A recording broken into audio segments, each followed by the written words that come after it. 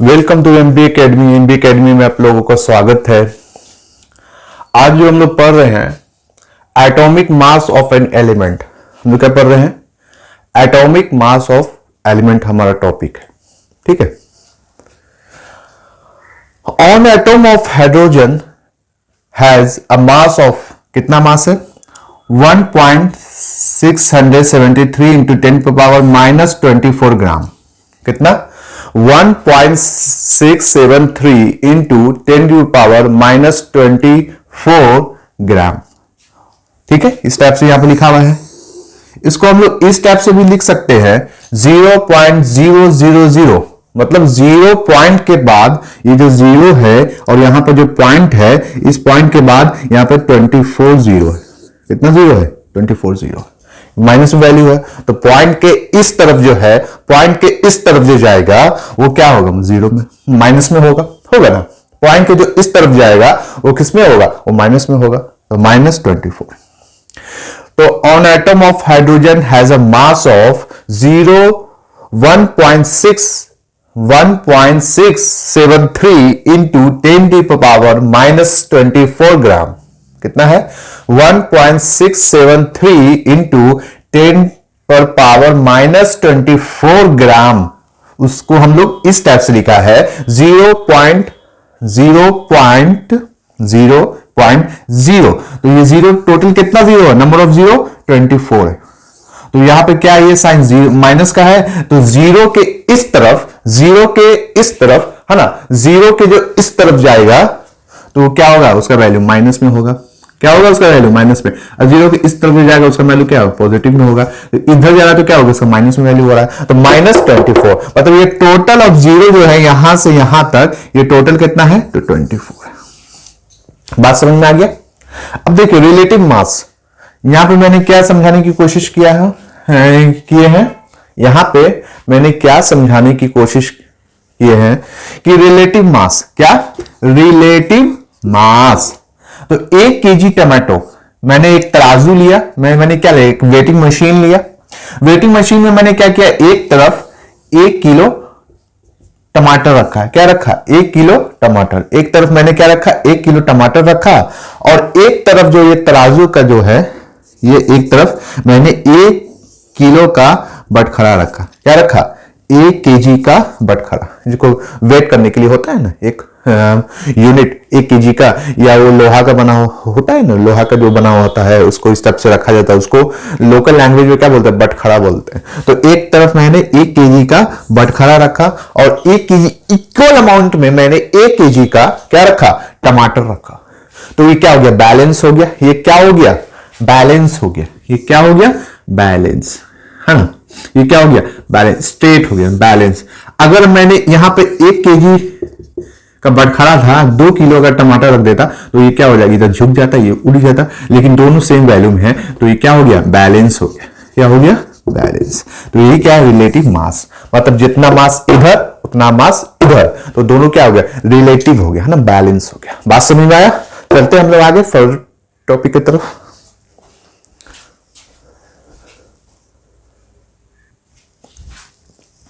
ठीक है, तो देखिए हम लोग एक और एग्जांपल लेते हैं। क्या लेते हैं? एक वाटरमेलन लेते हैं। ठीक है, मैंने एक डायग्राम से बस एक समझाने की कोशिश किया हूं। ठीक है, तो एक रफ डायग्राम मैंने लिया, उसी को मैंने समझाने की कोशिश कर रहा हूं। एक रफ डायग्राम को मैं समझाने की कोशिश कर रहा हूं। तो मैंने ये एक वाटरमेलन लिया। क्या लिया? एक वाटरमेलन। ठीक है, जिसका वेट कितना है? 60 ग्राम का है। जिसका वेट कितना है? 60 ग्राम। तो एक वाटरमेलन है जिसका वेट कितना है? 60 ग्राम जिसका वेट है। ठीक है, तो इस वाटरमेलन को मैंने क्या किया? एक 12 भाग में इसको डिवाइड कर दिया। ठीक है, तो एक जो पीस निकला, ये मेरा एक पीस है, अ पीस ऑफ वाटरमेलन। ये पीस ऑफ वाटरमेलन जो है ये कितने का हो गया? 12 ग्राम का हो गया। ठीक है, यहां मैंने समझाया है कि एक पीस ऑफ वाटरमेलन कितना है? 5 ग्राम का है। तो 60 ग्राम में कितना पीस होगा वाटरमेलन का? यहां पर 2 क्वेश्चन का आंसर यहां पे दिया हुआ है। क्या? कि एक वाटरमेलन है जिसका वेट कितना है? तो 60 ग्राम उसका वेट है। ठीक है, और एक पीस जो वाटरमेलन है उसका भी वेट यहां पे दिया हुआ है कि 5 ग्राम है। तो कॉमन सी बात है कि टोटल एक वाटरमेलन का कितना ऐसा ऐसा 5 ग्राम का पीस निकलेगा, तो बाबू 12 निकलेगा। कितना निकलेगा? 12। तो 12 पचे 60, तो 12 निकला। कितना निकला? 12। तो 60 ग्राम ऑफ वाटरमेलन को हमने निकाल दिया 12। मेरे पास टोटल वेट भी दिया हुआ है 60 ग्राम है, एक का भी वेट दिया हुआ है कितना है? 5 है। तो ये तो कॉमन सी बात है भाई, 12 पचे 60। तो उसको मैंने सॉल्व करके निकाल दिया इसका वेट कितना आया, एक पीस का 12 ग्राम। ठीक है, अब मैंने क्या किया कि एक फिर से मैंने एक वेटिंग मशीन लिया। ठीक है, मैंने एक फिर से वेटिंग मशीन लिया, तराजू जिसको लोकल लैंग्वेज में बोलते हैं, तराजू लिया। तो एक तराजू पे मैंने क्या रखा? एक एप्पल रखा, 1 पीस ऑफ एप्पल। मैंने इसमें क्या रखा? 1 पीस ऑफ एप्पल। एक मैंने इस पे एप्पल रखा और एक पर मैंने क्या रखा?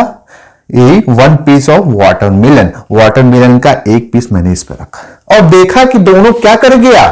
बैलेंस कर गया। दोनों क्या कर गया? बैलेंस कर गया। ठीक है, मतलब रिलेटिव मास इसका भी सेम है और इसका भी सेम है। जब दोनों का सेम होगा, इसका भी कितना था? 5 ग्राम, इसका भी 5 ग्राम। इसका 5 ग्राम है तो अब सीधी सी बात है, सीधी सी बात है कि इसका भी क्या होगा? 5 ग्राम होगा। तभी तो ये बैलेंस किया। अगर इसका 7 होता तो ये झुक जाता नीचे, ऐसे झुक जाता। ये बैलेंस कर गया। इसका मतलब क्या है कि ये भी 5 ग्राम है और ये भी क्या है? 5 ग्राम है। एक छोटा सा एग्जांपल मैंने लेकर के यहां पे समझाया। आई होप कि आपको समझ में आया होगा। ठीक है, चलते हम लोग आगे फर्दर टॉपिक की तरफ। ये एक छोटा सा कंसेप्ट था। ठीक है,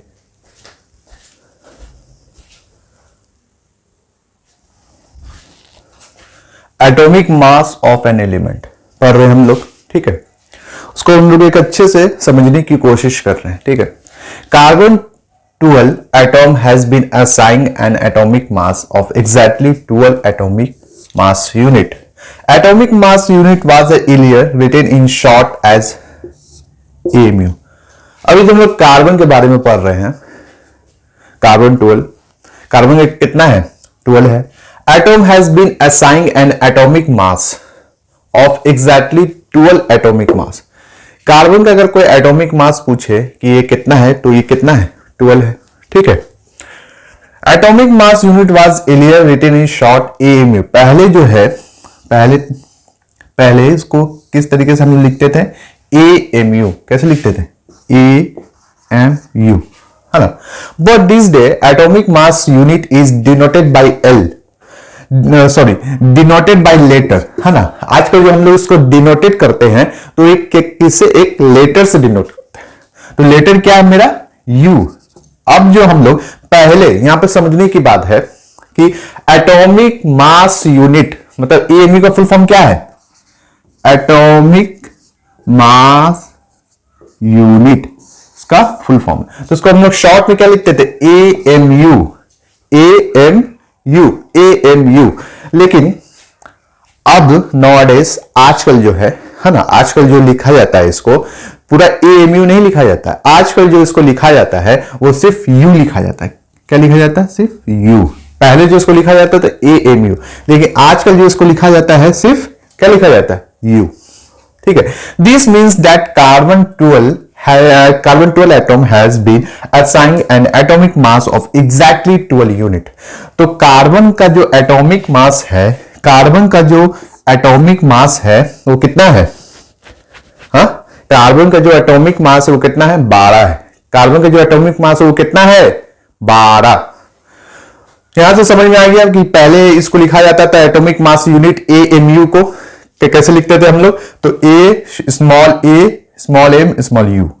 इस फुल फॉर्म क्या है इसका? एटॉमिक मास यूनिट को हम लोग कैसे लिखते थे? Small A small M small you.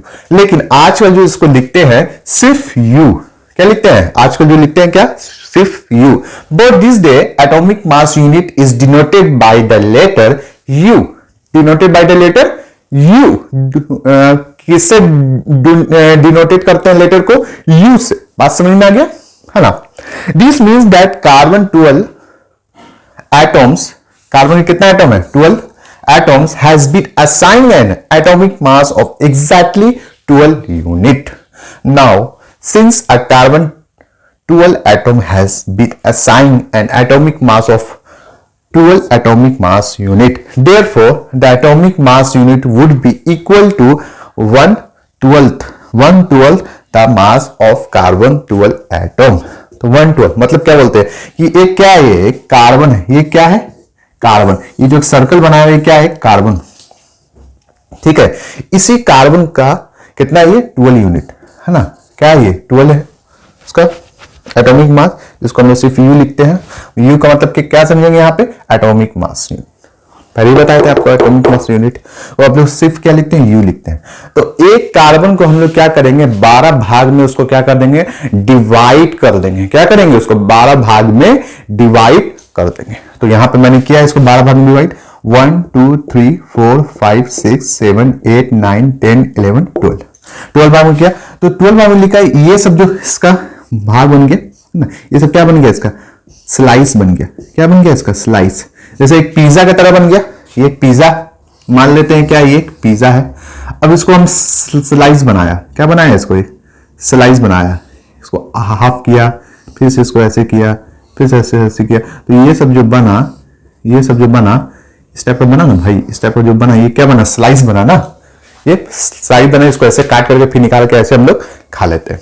तो ये क्या बन गया? स्लाइस बन गया। तो उसी तरीके से हमने एटम का 12 क्या किया? 12 उसको डिवाइड किया है ना, 12 भाग में उसको तोड़ा। तो ये जो निकला, ये क्या निकला? एक स्लाइस निकला। क्या निकला? ये स्लाइस निकला। तो एक स्लाइस जो है कितना उसका एटॉमिक मास यूनिट है? 1 है ना। ऐसा ऐसा 12 स्लाइस निकलेगा। टोटल कितना निकलेगा एक सर्कल से? ऐसा ऐसा टोटल 12 स्लाइस निकलेगा। तो ए स्लाइस का जो एटॉमिक मास यूनिट होगा वो कितना होगा? 1 होगा। बात समझ में आया? ठीक है, नोट दिस पॉइंट।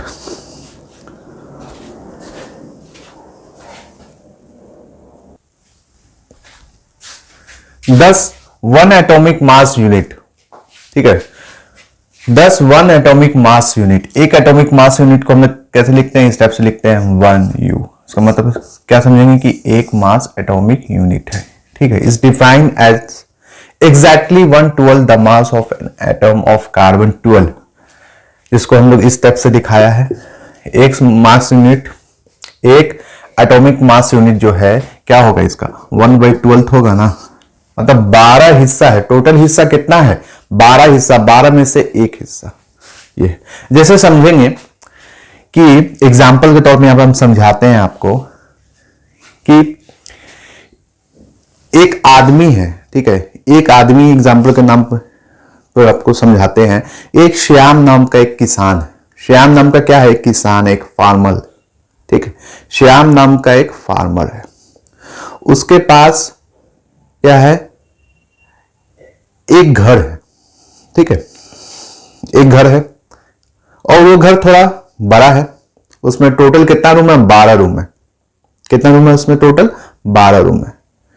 ठीक है, उस 12 रूम में 12 रूम है। टोटल घर में कितना रूम है? 12 रूम है। ठीक है, अब कोइंसिडेंटली श्याम की 2 शादी होती है। श्याम की कितनी शादी होती है? 2 शादी होती है। एक शादी से श्याम को 6 बेटा है, और एक दूसरी शादी जो किया उसने, उससे भी क्या है? उसको 6 बेटा है। ठीक है, तो श्याम ने क्या किया? 2 शादी किया। श्याम ने क्या किया? 2 शादी किया। तो श्याम की क्या होगी? 2 वाइफ है। एक वाइफ से श्याम को 6 बेटा है, 6 लड़का है। ठीक है, और जो दूसरी वाइफ है उससे भी क्या है? श्याम को 6 लड़का है। ठीक है, टोटल श्याम के पास बाल बच्चा कितना हो गया? 12 सन हो गया, 12 लड़का।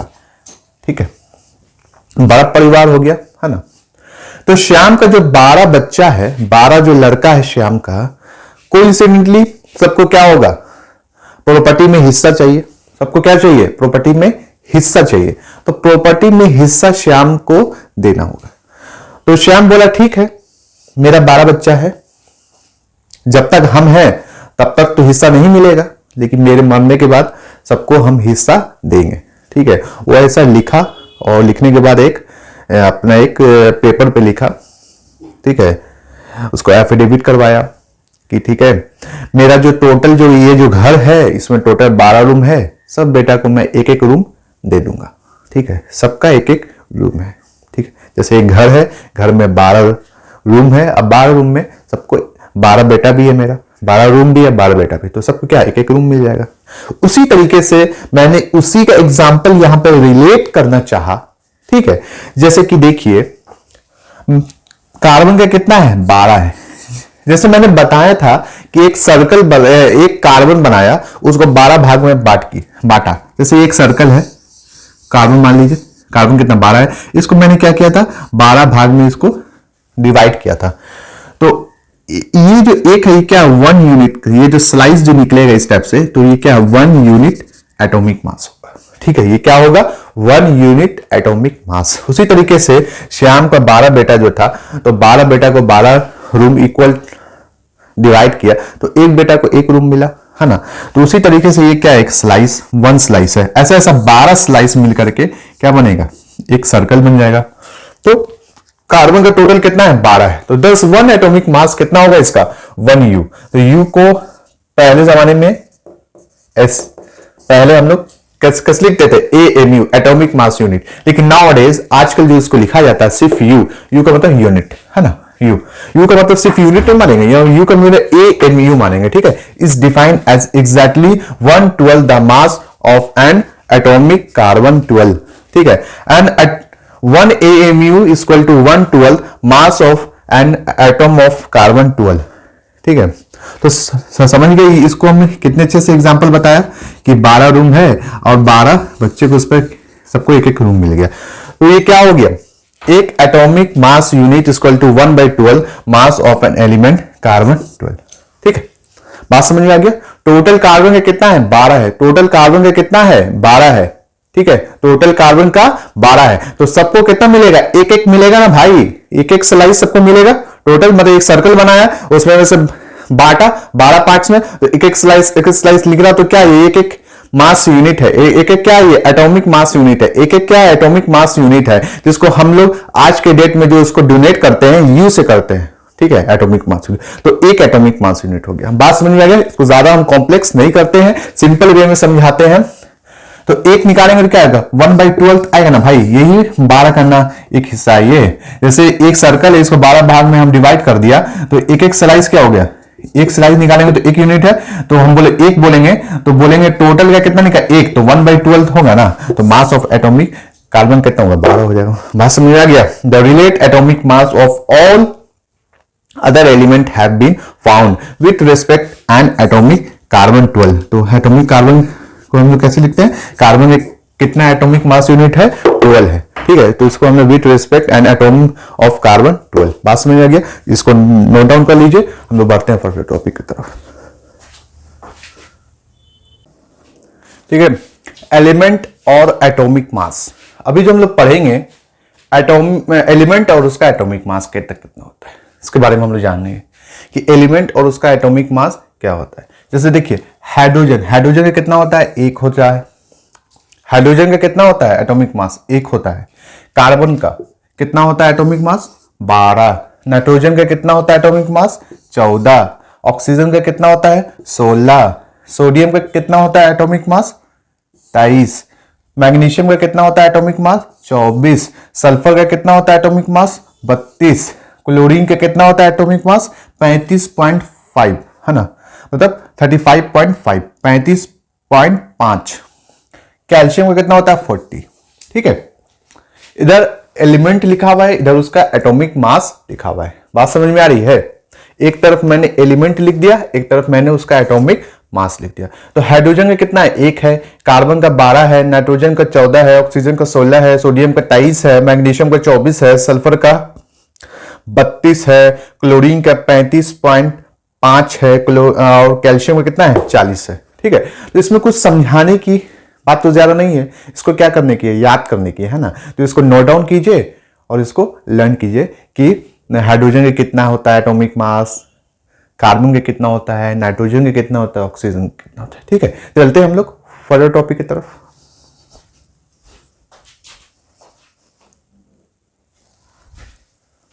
How do atom exits.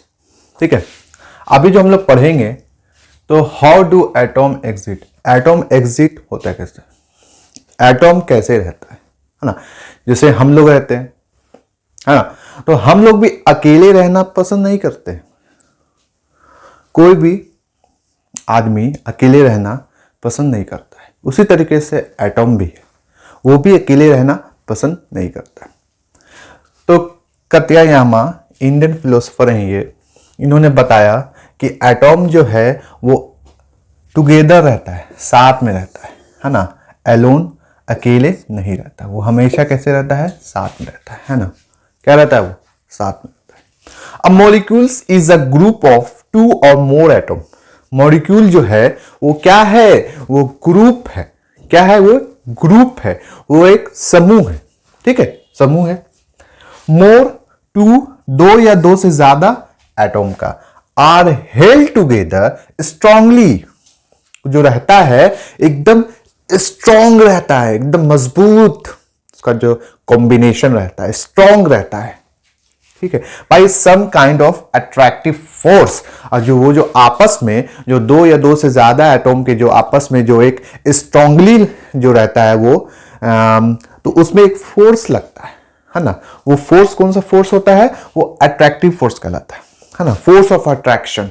2 atom के बीच में जो फोर्स, जो उसको एक दूसरे को जो कंबाइन किए रहता है, एक दूसरे को जो एक साथ जो रखे रहता है बांध करके, वो जो फोर्स लगता है, उसी फोर्स को हम लोग बोलते हैं attractive force, force of attraction. क्या कहते हैं उसको, force of attraction, force of attraction कहते हैं उसको। बात समझ में आ गया। Such a attractive force holding the atoms together, वही बात कह रहा है जो मैंने बताया कि यही जो फोर्स है यही क्या करता है, अट्रैक्टिव फोर्स जो है यही एटम को होल्ड करके रखता है, एटम को पकड़ करके एक साथ ये रखता है, ठीक है। इसी को हम लोग केमिकल बॉन्ड भी कहते हैं, इसी को तो केमिकल बॉन्ड कहते हैं, इसको हम लोग क्या कहते हैं, केमिकल बॉन्ड। जो ये अट्रैक्टिव फोर्स जो 2 या 2 से ज्यादा एटम को जो होल्ड करके रखता है उसी को हम लोग क्या बोलते हैं, केमिकल बॉन्ड कहते हैं, है ना। बॉन्ड मजबूत है ना, एकदम होल्ड करके रखे हुआ है। बात समझ में आया, नोट दिस पॉइंट। आगे चलते हैं हम लोग।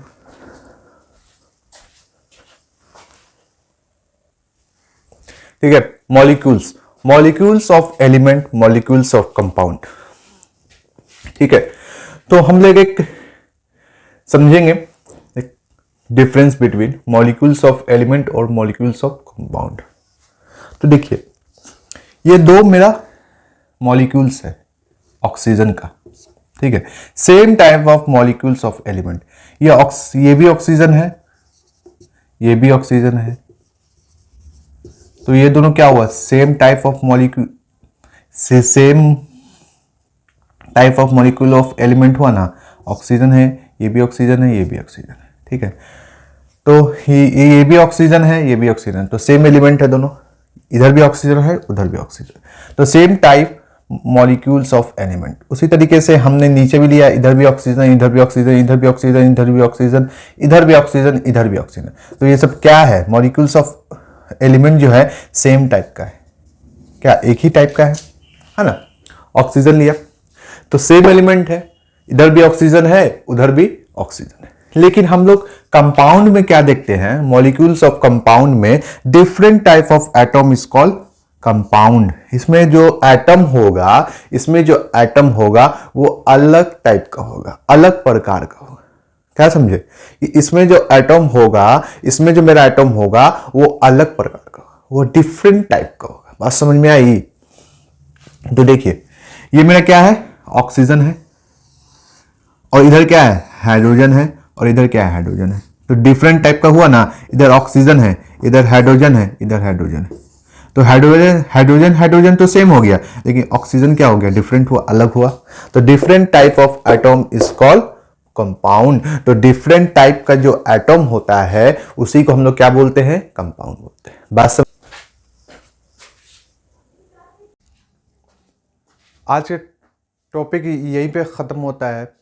जब तक के लिए अपना ख्याल रखिए, आसपास के एरिया को स्वस्थ रखिए, बड़ों का इज्जत कीजिए, छोटे से प्यार कीजिए, MBA एकेडमी को ज़्यादा से ज़्यादा शेयर कीजिए, लाइक कीजिए, सब्सक्राइब कीजिए। ऐसे MBA एकेडमी के साथ बने रहिए। जय हिंद, जय भारत।